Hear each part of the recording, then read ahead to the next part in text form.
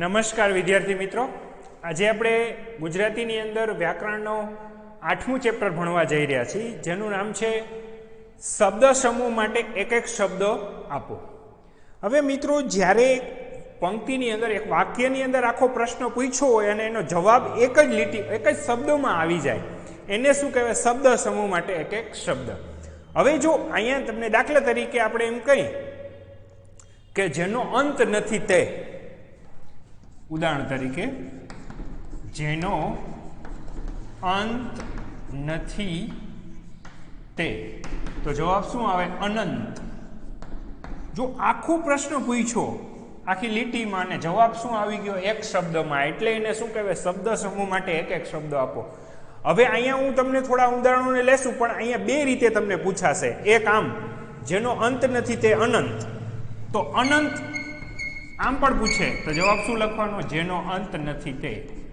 જેનો અંત નથી તે. તમારે બે રીતે યાદ રાખવાનું છે, બરાબર? જેનો પતિ મૃત્યુ પામ્યો છે તેવી સ્ત્રી, તો કે વિધવા. વિધવા તો કે જેનો પતિ મૃત્યુ પામ્યો છે તેવી સ્ત્રી, બરાબર? અહીંયા આ પ્રશ્ન છે, આ જવાબ છે. આ જવાબ છે એની ઉપરથી પ્રશ્ન બનાવવાનો, એટલે આમ જવાબ જ બનાવવાનો. તો બે રીતના તમને પૂછશે, એટલે બે રીતના યાદ રાખવાનું રહેશે. જેનો અંત નથી તે એટલે અનંત. અનંત તો કે જેનો અંત નથી તે, બરાબર? પૃથ્વી અને આકાશ જ્યાં મળે છે એવી કાલ્પનિક રેખા, તો કે ક્ષિતિજ. ક્ષિતિજ કહેવાય. તો ક્ષિતિજ પૂછવું હોય તો કે પૃથ્વી અને આકાશ મળે છે તેવી કાલ્પનિક રેખા. તો આ રીતના તમને પૂછશે. આ લખી લ્યો, અને હવે આપણે બીજા ઉદાહરણોની આપણે ચર્ચા કરીએ. એક એક ઉદાહરણ લખતા જઈને એને જોતા જઈએ આપણે.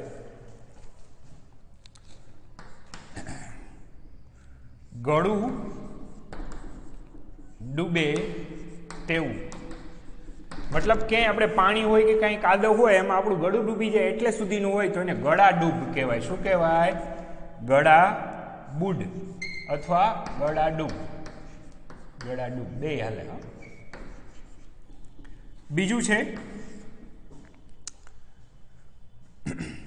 સરખી ઉંમરનું. શું? સરખી ઉંમરનું. સરખી ઉંમરનું, તો એને શું કહેવાય? સમવયસ્ક. જો સરખી એટલે સમ થાય અને ઉંમર એટલે વયસ્ક, બરાબર? સમવયસ્ક. પછી ત્રીજું છે માણસ માટે. માણસ માટે ખુદાનો સંદેશાવાહક, તો એને પૈગંબર પણ કહેવાય, પૈગંબર પણ કહેવાય અને પયંબર પણ કહેવાય. પયંબર. પછી છે ચોથું સાધુ જેવું વર્તન. સાધુ જેવું વર્તન એટલે સાધુ વેડા, સાવ સાદું જીવન ને સાદા કપડાં ને એમ. પછી મામાનું ઘર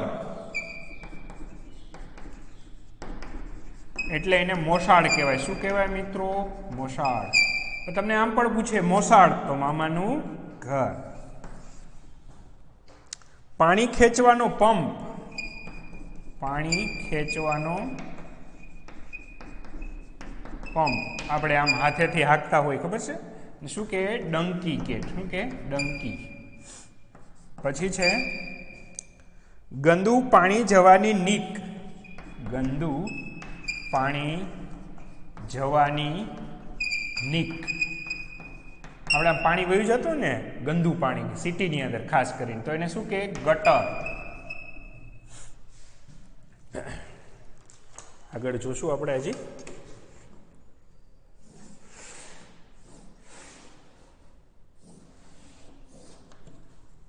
આગળ જોઈએ ટૂંકી બાઈનું પહેરણ. ટૂંકી બાઈનું પહેરણ. આપણે આ બાઈ હોય ને એ ટૂંકી હોય તો એને શું કે? બાંડિયું કે. શું કે? બાંડિયું. શર્ટ હોય તો બાંડિયો શર્ટ કહીએ આપણે. ઇંગ્લિશમાં કે મોટે ભાગે આપણે હાફ બોલીએ છીએ. ભાષાના શબ્દોના સંગ્રહનો ગ્રંથ. ભાષાના શબ્દોના સંગ્રહનો ગ્રંથ. તો શું થાય મિત્રો, ઇંગ્લિશમાં જે આપણે કેમ ઓલો ઇંગ્લિશના પાઠ્ય કાવ્ય જોતા હોય તો એમાં ના સમજાય તો આપણે અલગ બુક ખોલીએ ડિક્શનરી કે, એમ ગુજરાતીમાં એના શબ્દકોશ કે. શું કે? શબ્દકોશ. પછી છે સુંદર લાલ રંગના ફૂલોનું ઝાડ. સુંદર લાલ રંગના ફૂલોનું ઝાડ, એને કહેવાય ગુલમહોર. શું કહેવાય? ગુલમહોર. પછી જોશું આપણે આગળ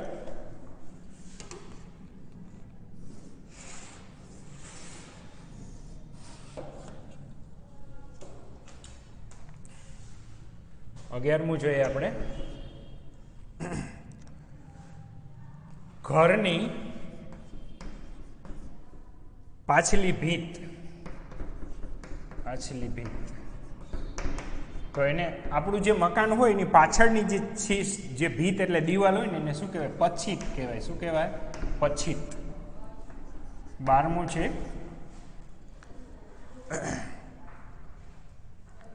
સોનાનો એક મોટો પર્વત. સોનાનો એક મોટો પર્વત, એને મિત્રો મેરુ કહેવાય. શું કહેવાય? મેરુ. મેરુ એટલે પર્વત થાય, પણ જે સોનાનો પર્વત હોય ને એને મેરુ કહેવાય. બરાબર. પછી કાપડ માપવાની. કાપડ માપવાની ધાતુની પટ્ટી. મિત્રો આપણે બજારમાં કાપડ લેવા જઈએ ત્યારે કાપડ માપે ને, કટિંગ કરાવવું, રેડીમેડ નહીં, સીવડાવવાના હોય એના માટે કાપડના ટુકડા હોય તો એને ગજ કહેવાય. શું કહેવાય? ગજ. એક આમ લાંબી ફૂટપટ્ટી જેવું હોય, સ્ટીલની કે લાકડાની જે હોય. બરાબર. પછી 14મું છે ભાઈ બહેન વગેરે સ્વજનો, તો એને શું કહેવાય? ભાંડું કહેવાય. શું કહેવાય? ભાંડું. આપણા ભાઈ બહેન આપણે બધા હોય ને એ ભાંડું કહેવાય. ભાંડું. પછી કદમાં મોટું. કદમાં મોટું તો એને શું કહેવાય? કદાવર. હાથી છે, બરાબર, શરીરે એને મોટું હોય કદની અંદર તો એને કદાવર કહેવાય. પછી જંગલમાંથી લાકડા કાપી. જંગલમાંથી લાકડા કાપી લાવી વેચનાર,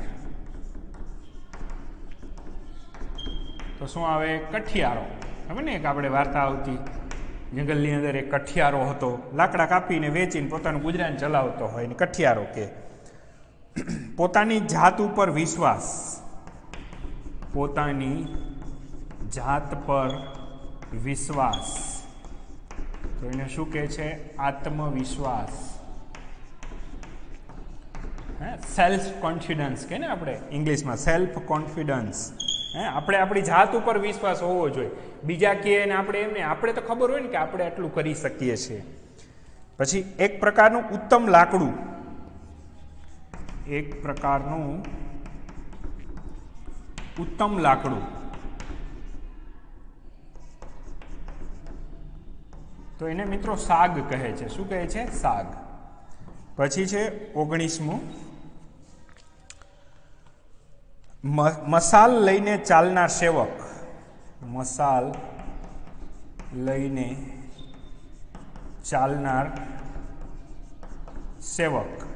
તમે મિત્રો આપણે પરાજયની જીત અશોકવાળો પાઠ જોયો તો, અશોક રાજા હતો એમાં તમને ખબર છે રાત્રે જ્યારે રણ મેદાનની અંદર રાજાને જોવા જવું હોય છે ત્યારે મિત્રો લાઇટ કે નથી તો શું હોય, એક લાકડું હોય ને એમાં ગાભા વીંટ્યા હોય ને એની માથે તેલ કે કેરોસીન નાખીને સળગાવીને આગળ બે મસાલચીઓ જતા હોય. બરાબર. એ લાકડું આમ પકડ્યું હોય એટલે ચારે બાજુ અંજવાળું પડે, એને મસાલચી કહે. શું કહેવાય? મસાલચી. મસાલ લઈને ચાલતા આગળ હોય, મસાલચી. પછી છે 20મું,